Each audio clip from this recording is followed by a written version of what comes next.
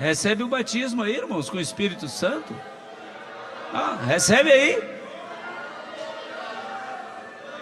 A paz do Senhor. Eu não vou perguntar como está o seu culto aí, porque eu sei que você está oferecendo um culto ao Senhor nessa noite. E é para isso que a gente vem à igreja, é para oferecer ao Senhor o nosso culto. E se você não oferecer o seu, não é o culto. Não é o nosso, né? Talvez seja o nosso, mas não seja o teu. Amém? Maravilha, né? A presença dele vai continuar, ó. Ele está querendo usar alguém aí.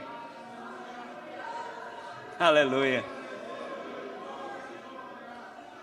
E é sempre por isso que eu dou um tempo, irmãos, porque se for usar, tem que ser antes da gente começar a ministrar a palavra, porque depois que começa, aí tem que esperar terminar.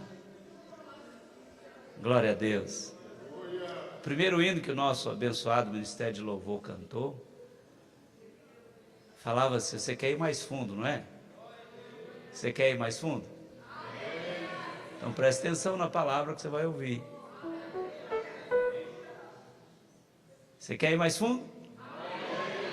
Então diz assim, antes de ouvir o versículo que eu vou ler, diz assim: Jesus, eis-me aqui. Ó, agora cuidado, hein?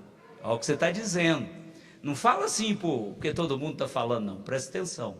Você só fala se você de fato quiser se entregar para Cristo. Então diz assim, ó: Jesus, eis-me aqui. Faça agora que o teu Espírito Santo encha-me, transforme-me. Amém? Carta de Tiago, capítulo 4. Apenas o verso de número 6. Tiago, capítulo 4, verso 6. Não sei quem está ali na projeção, mas fica atento aí para me ajudar nos versículos aqui, para eu não precisar lê-los. A Bíblia fala assim, ó. Irmãos, eu pensei tanto quando eu vi os primeiros hinos cantados, quando eu vi a leitura da congregacional de Apocalipse capítulo 1, eu comecei a ficar tentado a mudar a mensagem, mas aí não desceu outra. Não é difícil falar da volta de Jesus, os crentes todos falam com algum grau de facilidade, principalmente num culto como esse, que Deus está aqui, né? Presente. Só não sente a presença de Deus quem não quer. Quem não quer. Aleluia. Diz assim, ó: antes da maior graça. Projeta o versículo aí, eu não sei quem está ali, ó, não estou conseguindo ver daqui. Antes da maior graça. Portanto diz: Deus resiste aos soberbos, dá, porém, graça aos humildes. Amém? Poder sentar? Louvado seja Deus.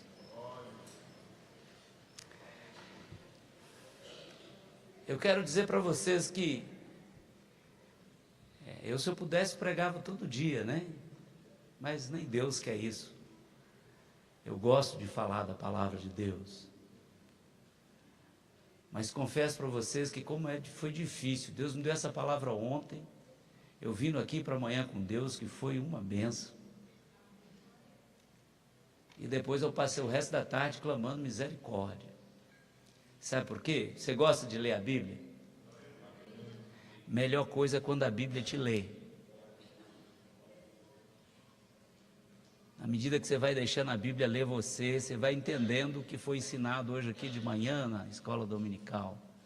Você vai entendendo bem o que é santificação. Porque a Bíblia, irmãos, ela nos abre assim, né? E é espada, né? E vai nos cortando. Corta dali, corta daqui, vai nos abrindo. É lógico que é só para nós mesmos, porque Deus já nos conhece. E a gente vai começando a perceber o quão miseráveis somos. Mas Deus trouxe você aqui nessa noite para te livrar da soberba. Eu sei que os améns não foram tantos, porque muitos de nós achamos que não somos soberbos. Mas eu quero dizer para você nessa noite, que nesses 30, 40 minutos aqui, preste atenção. Na exposição que eu vou fazer da palavra de Deus, para que você possa de verdade deixar a Bíblia ler você. E entender que há muitas pedras no seu caminho, há muitas muralhas, há muita bênção retida, há muito projeto não concluído por conta da soberba. Há muito ministério se esvaindo por conta da soberba. E é impressionante isso. Eu sei que vai haver um silêncio aqui, mas no final, quando nós formos orar, eu sei que Deus então vai, porque o Espírito Santo vai continuar aqui. Agora você falou com ele, eis-me aqui, pediu Jesus, ele é que manda o Espírito Santo, então agora o Espírito Santo vai trabalhar em você aí. Assim eu creio. E meus amados irmãos, nós todos sabemos, o povo da Decruz sabe que a carta de Tiago, um dos temas centrais da carta universal de Tiago, é para nos orientar a viver inteiramente em humildade diante de Deus. Inteiramente em humildade diante de Deus. Porque não só ele, mas Pedro também fala, Deus resiste aos soberbos. E resistência aqui, irmãos, é oposição mesmo. Quando você vai no original aqui, da expressão grega de resiste, é oposição. Deus faz oposição aos soberbos. Pastor, isso não é palavra do culto de domingo, mas é hoje que você vem. Eu tive o desejo no coração aqui de pregar sobre a volta de Jesus. Eu tive vontade de dizer, olha meus irmãos, mais um pouquinho de tempo que há de vir virá e não tardará, e ele arrebatará a igreja, como as nossas crianças cantaram, a igreja será arrebatada num piscar de olhos. E aí nós vamos estar para sempre com Cristo. O anticristo vai resolver os problemas da humanidade, vai fazer uma aliança com Israel, com os judeus. Não sei se vai ser Netanyahu que vai estar no poder, tomara que fosse, porque nós não estaremos mais aqui. E aí nós estaremos celebrando as bodas do Cordeiro. E depois de um período de 3 anos e meio, o anticristo vai romper o pacto, porque ele vai estar sendo assessorado pelo falso profeta. Ele vai estar sendo assessorado pela besta que subiu do mar. Então, ele vai marcar todos, acesso só com o sinal da besta, que não é o CPF, que não é o código de barra, que não é o QR Code. E independente do que seja, não interessa a mim e certamente não interessa a você, porque nós não estaremos aqui mais. Então, por que preocupar com isso? Preocupe com a soberba. Deus quer te livrar da soberba. Deus quer te livrar da soberba. Soberba, irmãos, é orgulho. E nós sabemos o que o orgulho causou no céu. Ali havia um anjo diferenciado, segundo alguns teólogos, um arcanjo, que ele regia todo o coral angelical. E ele era chamado de anjo de luz. Alguns até dizem que no reino mineral, na terra mineral, antes da queda dele, todas as pedras esfogueadas, ouro, turmalina, diamante, ficava, e ele regia o coral de anjos. Aí ele, soberbo, orgulhoso, ele muito petulante, ele arrogante, disse assim, eu vou subir ao céu e vou ser igual a Deus. Mas Deus resiste aos humildes. E não só lançou ele de lá, de cima, tirou ele da presença dele, mas o sentenciou. E ele será, juntamente com o inferno, lançado no Gêena, no lago de fogo e enxofre. Mas eu não quero pregar sobre isso. Porque nos 7 anos Jerusalém vai estar sitiada. Nós estaremos celebrando as bodas do Cordeiro. E Deus fez uma promessa para Abraão, repetiu com Isaac, confirmou com Jacó: ó, vocês serão meu povo. Falou com Davi, falou com Salomão. Depois o povo desviou tudo, mas ele continuou usando os seus profetas. Falou com Jeremias. E ele vai voltar. Revelou coisas profundas para Ezequiel, para Daniel. E para livrar os judeus ele vem, nós juntos, montado num cavalo branco, que não é aquele de Apocalipse 4. Aquele não é de Deus. É o cavalo branco de Apocalipse 19. Na coxa dele vai estar escrito Rei dos Reis, Senhor dos Senhores. A descrição dele foi lida aqui no capítulo 1. E ele vem, e a Bíblia diz que ele pisa o Monte das Oliveiras e o monte abre. Cria um vale enorme. E ali ele vai derrotar todos os inimigos de Deus. E para sempre nós reinaremos com ele. E é por isso que a gente canta: breve virá. Amém, meus irmãos? Agora, para a gente vivenciar isso tudo do lado de Deus, ao lado de Cristo, nós precisamos nos livrar da soberba. Deus faz uma revelação assim impressionante para Tiago. A carta dele é curta, tem 5 capítulos apenas, mas é muito profundo, porque nos ensina a servir a Deus.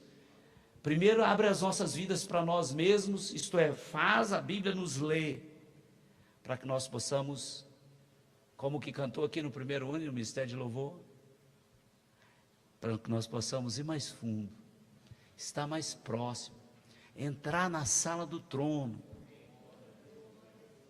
E olha que interessante, porque o soberbo, meus amados irmãos, ou a soberba, é uma condição moral da soberania humana, quando eu acho que eu sou, que eu posso, que eu faço, que se opõe à humildade, né? Significa que o ser humano, ou o homem, ou a mulher, jovem, qualquer uma criança pode ser soberba, depois que ela começa, né? Esses que cantaram aqui não são, mas eles podem ser soberbos, eles começam a poder achar que são, não é? E olha só que interessante, mas a soberba faz com que nós invertamos os valores espirituais e passamos a levar uma vida arrogante, né? E quando eu levo uma vida arrogante, o que afasta de mim? A graça de Deus revelada em Cristo Jesus. Não há graça para quem é arrogante.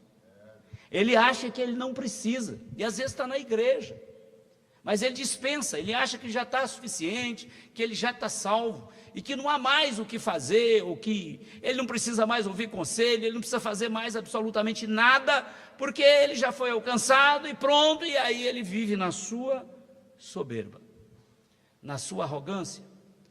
Ele vive definitivamente achando que é bom, que é puro, que é santo, achando. Mas, meus irmãos,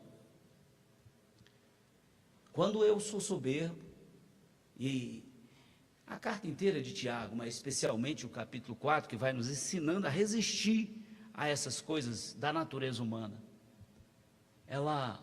nós vamos começar a perceber que, quando nós começamos a achar que nós somos justos pelo que fazemos, nós deixamos de ser alvo do favor imerecido que é a graça, porque eu já faço, eu sou um bom crente, eu venho à igreja 3 vezes por semana, sou ofertante da casa de Deus, sou dizimista, e eu começo a ficar soberbo. Não, aquele irmão lá, não, o que ele está pregando eu já sei. Escola dominical, né? Não, para quê, né? Não, está na igreja. Não, irmãos, esse negócio de estar na igreja todo dia, e se estraga até a mente da gente. Não, ceia, não, irmão, o dia que der eu vou lá, participar da ceia é um detalhe, o dia que der eu vou lá. Até nossa igreja tem uma orientação, ceia, irmãos, é só para quem estava doente, até porque a ceia não salva ninguém, né? Então Então, se você está viajando e tal, não tem problema nenhum. No mês seguinte, você toma ceia. Você não precisa organizar ali e tal, aquele negócio para você participar da ceia, não precisa. No mês seguinte, você toma ceia, você já é salvo. E a ceia é só para quem já é salvo. Meus irmãos, soberbo, via de regra, ele se acha superior aos outros. E para você ser soberbo, isso não significa que você tenha que ter uma condição socioeconômica diferente. Eu conheci muita gente pobre que a igreja ajudava com cesta básica, mas era soberba. A pessoa só recebia porque senão passava fome, mas não tinha um coração grato à igreja e muito menos a Deus. A soberba não permitia. E ele entendia que aquela situação era uma circunstância da vida e que ele estava condenado a ser daquele jeito. Mas eu quero te lembrar de uma coisa, não é? Deus resiste ao soberbo, mas dá graça, sem merecimento, aos humildes. Amém? Louvado seja o nome de Jesus. E arrogância, irmãos, é atitude, palavra, né? Irmãos, eu queria abençoar a sua casa. Precisa não, pastor. Irmão, eu quero orar por você. Não precisa não. Irmãos, um crente que rejeita uma oração. Mas, pastor, a Bíblia diz que a oração do justo pode ser o efeito. Você não sabe o que vai acontecer amanhã, você não sabe por que Deus despertou aquela pessoa para orar por você. Tem um pastor aqui que faz propósito de 21 dias de oração por vocês, vocês nem sabem quem é. Porque para ele não interessa. Quando Deus direciona, ele dobra o joelho e 21 dias de oração por mim, por você. Ele vai fazendo, ele só me avisa, pastor, estou em 21 dias de oração pela família tal. Amém. Às vezes os irmãos nem sabem, mas ele está lá. Por quê? Porque Deus deu ele uma direção que há necessidade de uma intercessão. E se ele fosse soberbo? Aquele povo nem me conhece, aquele povo nem vai me agradecer um dia, aquele povo, eu não conheço eles, eles não me conhecem, por que eu vou orar por eles? A graça vai, fugindo. E se você conhece alguém, irmãos, que é arrogante, portanto soberbo, incentive essa pessoa a buscar a Deus. Que às vezes a gente não consegue, né? Que tem soberbo, eu sei que tem. Mas às vezes a gente não consegue identificar pessoalmente. Um ou outro a gente percebe e a gente ora pela pessoa. E às vezes Deus dá uma palavra, ela nem percebe que a gente está tratando da soberba dela. Mas eu já vi muitos soberbos que resistiram e foi apertando, né, irmãos? Foi apertando. Lembra de Ezequias? Foi apertando. A Bíblia diz, né, que enquanto ele não se humilhou diante de Deus, o povo sofreu, ele sofreu, a família dele sofreu. Por quê? Porque ele não queria se humilhar diante de Deus. Ele achou que era rei e que ele podia todas as coisas, que Israel era poderoso, que aquele templo tinha muito ouro, que eles tinham muito ouro guardado, muita prata, muito bronze, e que não precisava exaltar de forma permanente o nome de Jesus. Mas veja que Deus resiste aos soberbos. Deus se opõe aos soberbos. Aí quem sabe que aquela oração, né? Porque sabe por quê, irmãos? A soberba, o orgulho em nossa vida, a Bíblia nos ensina que faz Deus rejeitar as nossas orações. E isso é interessante.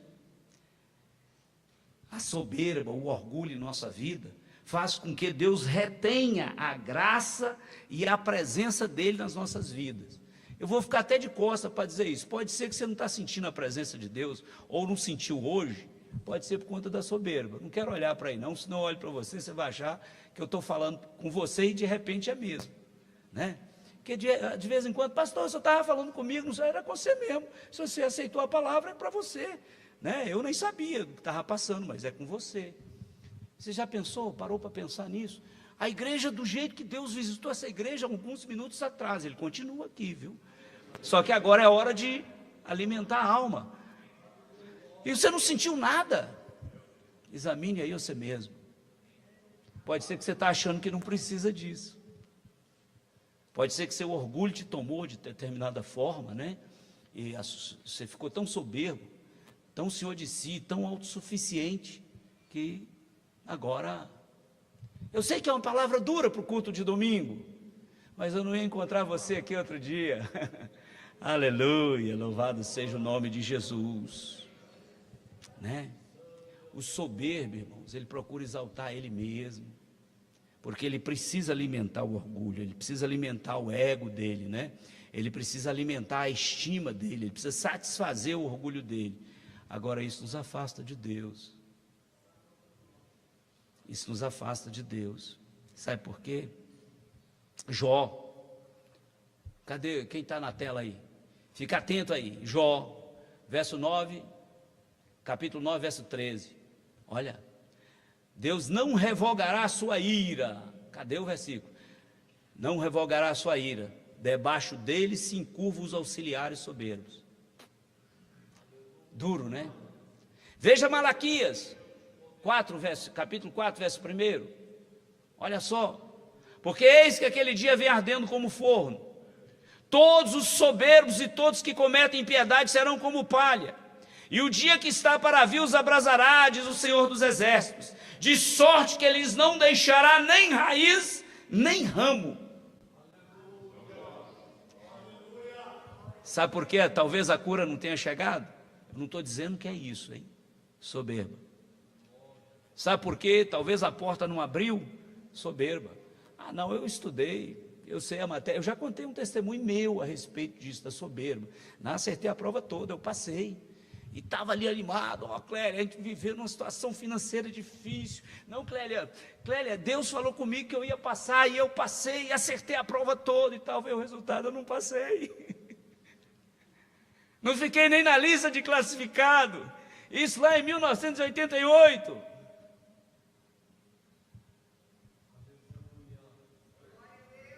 Aí eu fui aprender. É Ele, é por Ele, é para Ele. Tudo é dele, tudo é para Ele. Aleluia. Louvado seja o nome de Jesus. Salmo 119, verso 2. Olha que coisa interessante. Deus revela para o salmista no Salmo de número 119. Tu repreendeste asperamente os soberbos, amaldiçoados que se desviam dos teus mandamentos. Essa é mais dura ainda.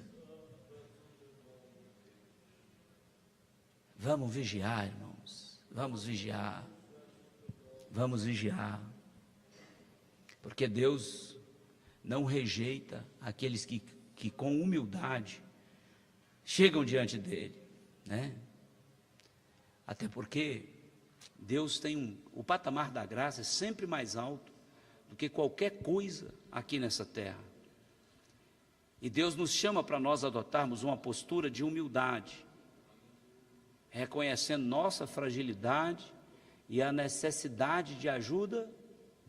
Você precisa de Deus.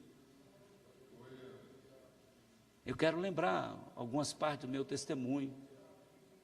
Eu tinha 18 anos de idade, já tinha um curso técnico, ganhava dinheiro igual água. Ganhava muito dinheiro fazendo um projeto, com 18 anos de idade. Já tinha dinheiro guardado para comprar um carro zero à vista. E eu não dava nem bola para esse negócio de fé, né? Não dava nem bola para isso. Adoeci, o dinheiro foi, né? A saúde foi, o corpo definhou, minha família se reuniu para me ver pela última vez. Lembra-te do teu Criador. Achei o Novo Testamento dos Gideões lá na clínica que eu estava internado. Não tinha mais o que fazer. A hora que eu li aquilo, falou: não, é Jesus, eu preciso dele. Eu preciso dele. Eu não sou quem eu penso que sou. Você não é quem você pensa que você é. Você é melhor do que você imagina para Deus. E você é pior do que você imagina para você mesmo. Eu vou repetir, porque desceu agora. Você é melhor do que você pensa que é para Deus. Mas você é pior do que você pensa que é para você mesmo. Aleluia. Louvado seja o nome de Jesus. Louvado seja o nome de Jesus. Louvado seja o nome de Jesus. Soberba é o oposto à humildade, né?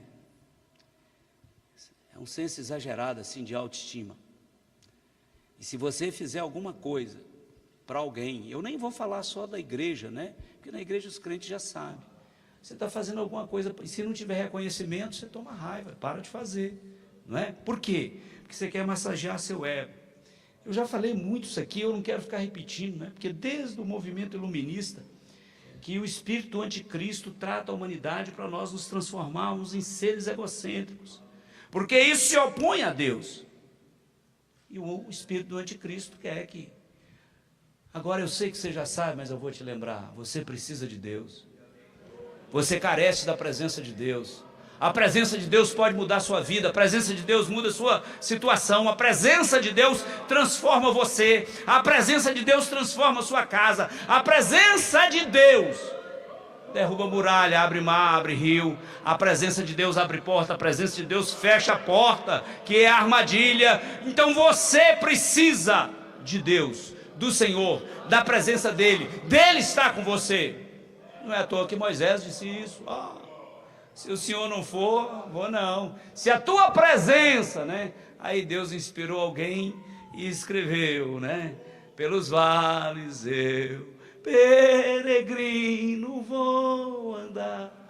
E aí ele canta: se Cristo comigo vai, eu irei, e não temerei, com gozo irei, comigo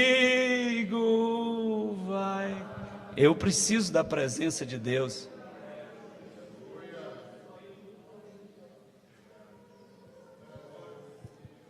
Quando você acha que é melhor do que qualquer outra pessoa,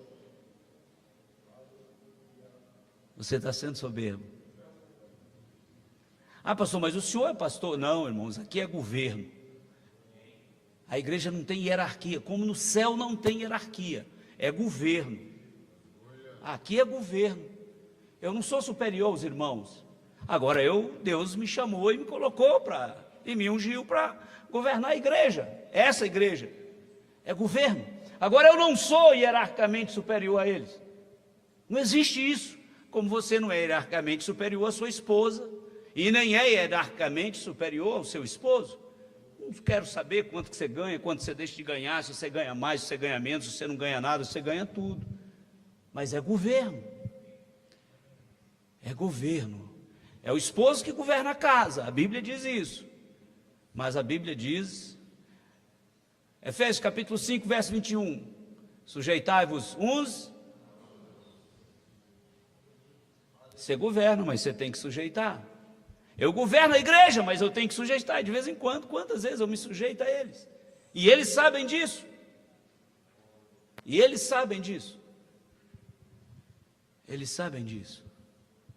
E meus amados irmãos, aí você pode perguntar assim, pastor.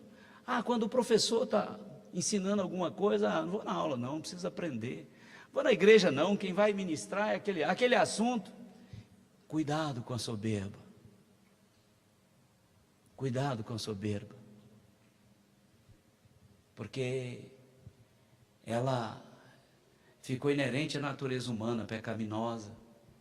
E nós temos que combatê-la diariamente, diuturnamente, para ela não tomar conta do nosso ser. Mas por quê, pastor? Porque Deus se opõe ao soberbo, Ele é contra o soberbo. Pastor, mas por que Deus é contra? Porque Ele é Deus. O que eu faço então? Entenda o que é a humildade. Tenha consciência da sua fraqueza. Tenha consciência que você é fraco, você é frágil. Você está aqui agora, mas se lhe faltar oxigênio, você não dura 20 minutos e morre. Se sua traqueia, eu não sei se vou falar direito, mas as meninas que conhecem saúde estão aqui. Se a sua traqueia fechar, se você parar de respirar, você dura pouco. E muda muito rápido. Eu olhei nas camas preocupado com com os meninos que vinham para cá, né, com o pastor Silael, Camila, as crianças que vinham ensaiar, que estava uma tempestade lá em casa também, que arrancou a árvore pela raiz. Quando nós chegamos na igreja tinha sol. Como é que muda rápido assim?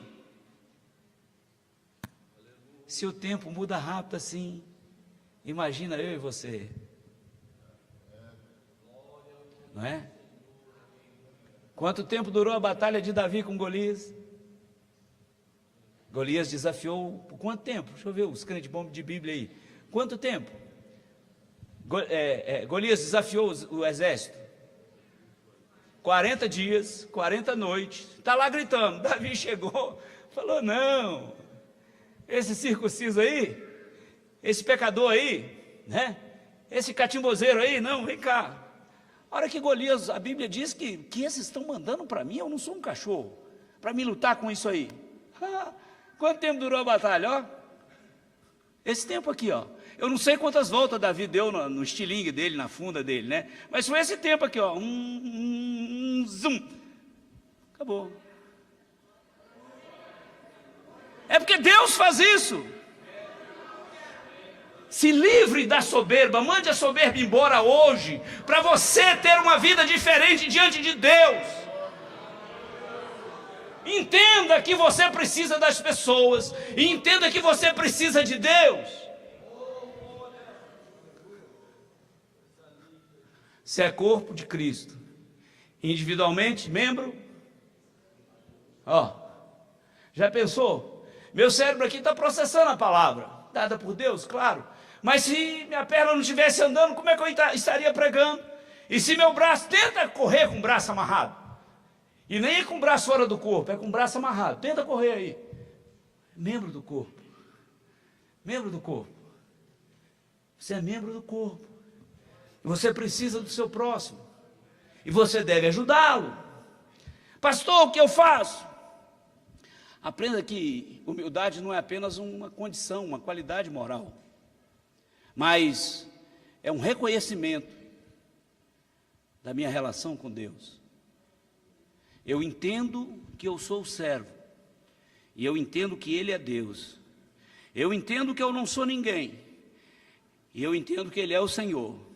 Eu entendo que eu sou fraco, e eu entendo que Ele é Rei dos Reis, Senhor dos Senhores, e tem todo o poder no céu e na terra.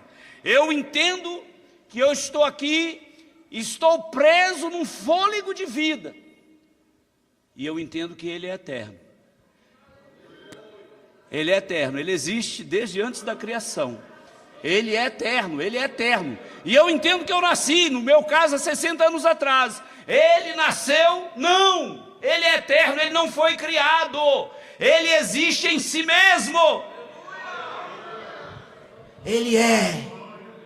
Ele é. Foi isso que Ele disse, foi isso que Jesus por 7 vezes disse no Evangelho de João: ó, eu sou o bom pastor, a ovelha verdadeira, a videira verdadeira, o caminho é verdade. Eu sou, isto é, Deus é.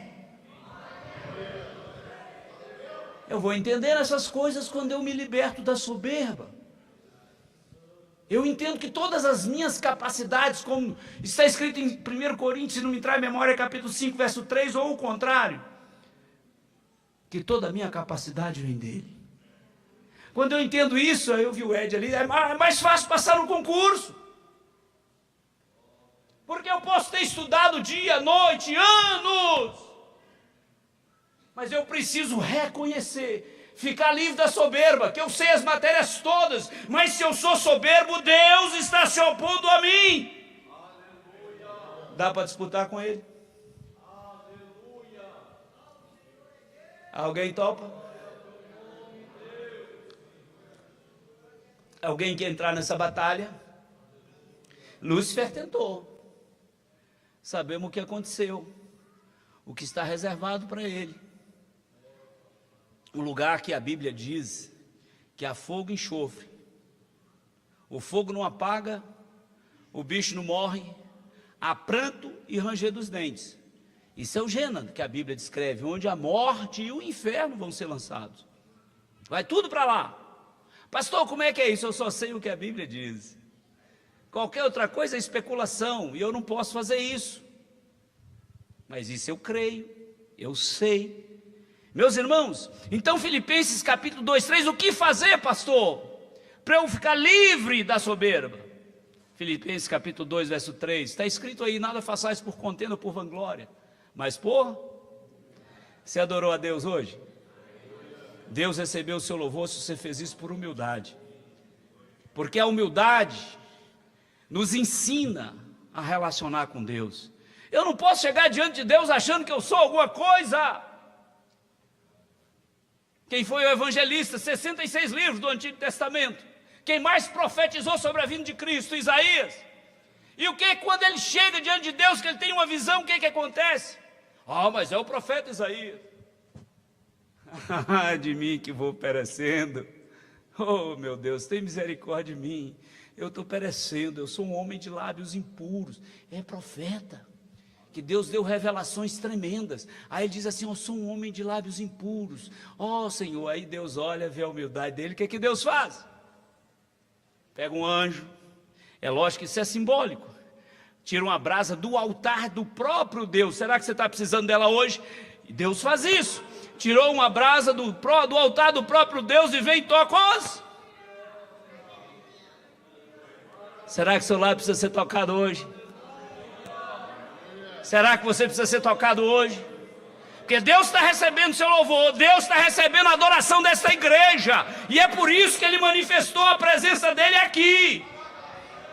Aleluia! Louvado seja o nome de Jesus. Aleluia!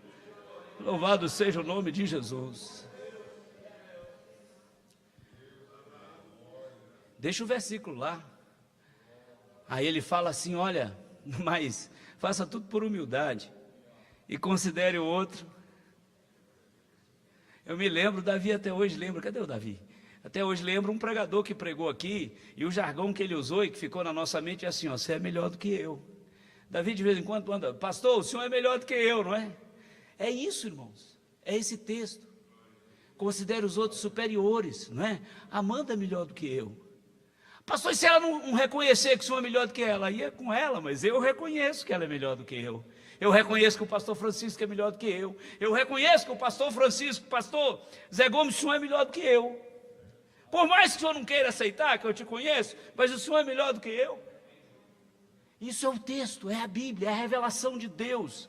Isso é Deus que fala. Isso não é coisa de homem, porque Deus quer que nós nos livremos da soberba, que nós mandemos a soberba embora. Como diz um cantor. Aleluia. Louvado seja Deus. Pastor, o que eu tenho que fazer? Então, busca cultivar um espírito que busca permanentemente a graça de Deus. Porque eu sei que eu não mereço a graça. E quando eu tenho consciência disso e começo a buscar pela graça, isto é, eu não mereço, mas creio que Deus me dará. Agora, para ele, o que eu tenho que fazer para merecer? Nada, só crer. Então eu começo a entender e acreditar quem eu sirvo, quem Ele é, onde Ele está. E aí a hora que eu entendo isso, Ele passa a habitar em mim.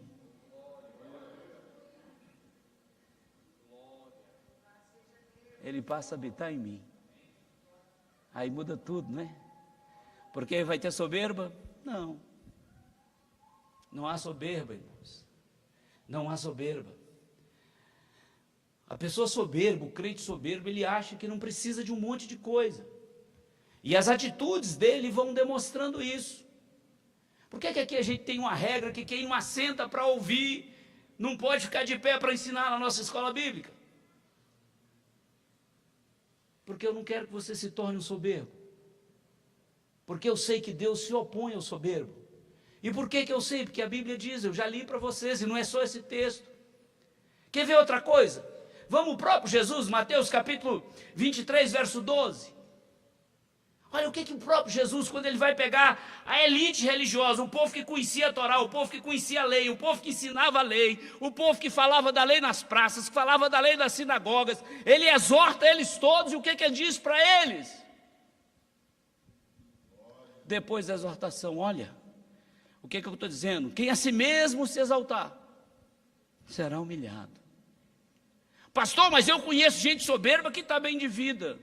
Não acabou ainda. E lembre-se do que Deus revelou para nós através de Salomão. O fim é melhor que o começo. O fim precisa ser melhor do começo. O importante não é a sua jornada, é como que você vai encerrar a sua jornada. Se você encerrar sua jornada na presença de Deus, aí sim você vai viver eternamente no mundo de glória, de bênção. Aleluia! É o fim que é melhor do que o começo. Deus já revelou isso para nós. Quer destravar a sua bênção? Vixe, eu preciso terminar. O verso 7 diz assim, olha, Tiago 4:7. Pastor, como é que eu faço então para destravar minha bênção? Para resolver meu problema com o meu próximo? Com minha esposa, com meu esposo, com o irmão da igreja, que eu não vou com a cara dele? Como é que eu faço então para a minha vida seguir? Como é que eu faço para entender, para eu valorizar o que Deus já me deu? Porque quando eu valorizo o que Deus já me deu, Ele vai me dar mais. Se você não valoriza, se você é arrogante, soberbo, e não valoriza o que Deus já te deu, esqueça, Ele não vai lhe dar mais nada. Porque o humilde tributa a Deus tudo que Ele é, tudo que Ele tem, tudo que Ele faz. E aí, olha, vem aqui comigo num raciocínio muito lógico. Se você é humilde e atribui a Deus tudo que você é, Deus vai querer que você seja um miserável. Vamos num raciocínio lógico. Deus vai querer que você seja um viciado, um drogado. Deus vai querer que você seja um perdedor, meus irmãos. Se você tributa a Deus tudo que você é, se você reconhece da parte de Deus tudo que você tem, Ele vai continuar te abençoando. Porque Ele não quer ver você na miséria. Agora você precisa reconhecer. Você precisa reconhecer. Você precisa se sujeitar a Ele. Porque Ele é Senhor. E muitas vezes nós não queremos sujeitar-nos a Deus. Como eu não queria pregar essa mensagem aqui, eu queria pregar sobre a volta de Jesus. Não precisa nem esboço. Mas tem que sujeitar a Deus. Foi essa que Ele deu, não adianta eu tirar de alguma coisa que está aqui na minha mente. Uma vez eu ouvi um pastor pregando, ele é famoso aí, não vou citar nome, negócio da ética aí, não é? Mas ele dizia que tinha 1.200 sermões na cabeça. Quando eu ouvi ele dizendo, eu ouvi ele ao vivo falando isso, eu falei, Jesus abençoa para que ele não pregue nenhum desses sermões dele mesmo. Que toda vez que ele sacar um, seja o Senhor, porque Deus pode. Tem gente que tem a Bíblia de cor, mas você vai usar, ou vai falar para o texto, quando o Espírito Santo te inspira, porque senão aí eu começo a ficar soberbo. Pregar não tem problema, eu vou lá e prego. Não, já tem 1.200 sermões aqui, então é só sacar um, né? Abrir o celular, abrir o tablet, né? E sacar um sermão desse e ministrar, tudo certinho, tudo bonito e tal, mas não foi de Deus. Mas não foi de Deus. Por quê? Sujeitai-vos. Sujeite sua vida. Você quer dizer isso comigo? Senhor, eu sujeito a minha vida, quem eu sou, tudo que eu tenho, ao Senhor. Glorifica o nome dEle. Fale isso de todo o seu coração, sem eu agora te estimular a falar, né? Plagiando o pastor Francisco, no 3, eu não vou falar, porque eu já disse isso muitas vezes de ontem para cá, e já clamei muita misericórdia de Deus, né? Porque eu sei onde estão meus defeitos, e Deus me fez saber deles ainda maior, porque eu deixei a Bíblia, cada versículo eu ia deixando a Bíblia me ler, porque ela é como um martelo que esmiuça a penha, né? E é como fogo. Então as anormalidades, né? O martelo quebrava, o fogo vinha, queimava. Pastor, então agora o senhor é perfeito? Misericórdia, sou não, porque eu continuo dependendo dEle, para fazer tudo que eu faço, e para deixar de fazer o que eu não posso, eu dependo dEle, para não fazer, Romanos capítulo 7, aquilo que eu quero, isso não faço, aquilo que eu não quero, isso faço, eu dependo dEle,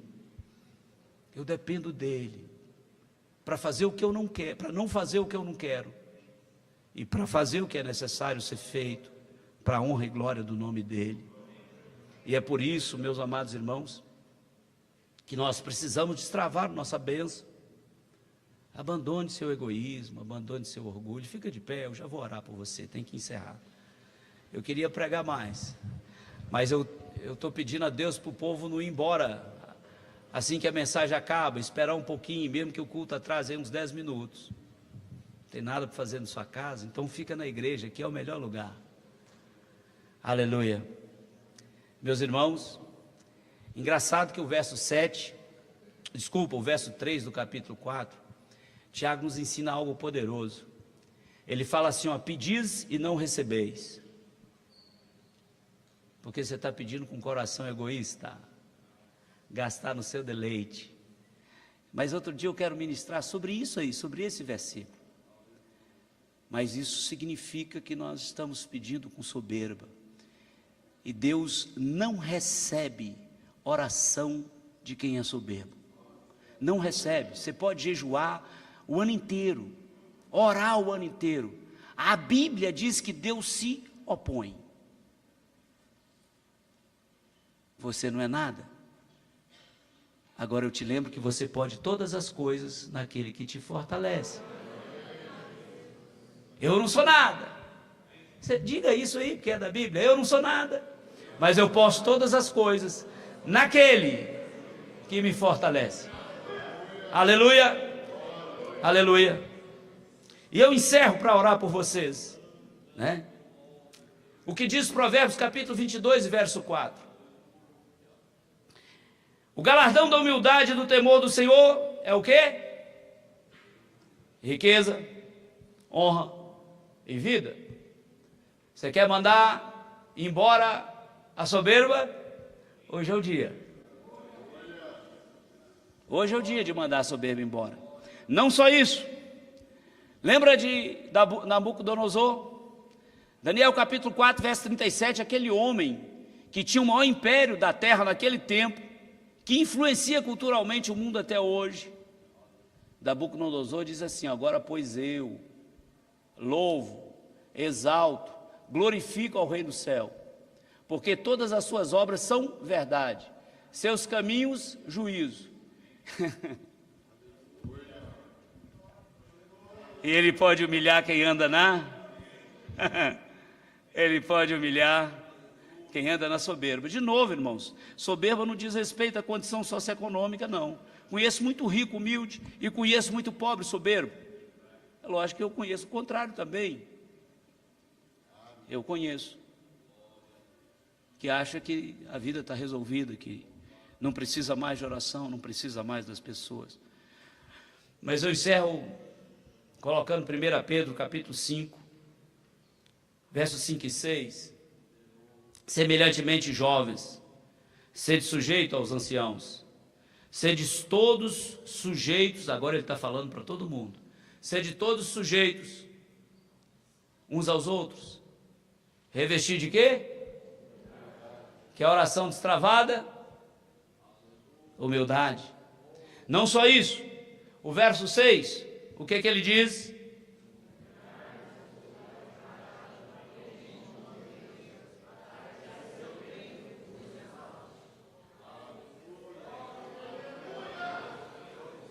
Curva a sua cabeça.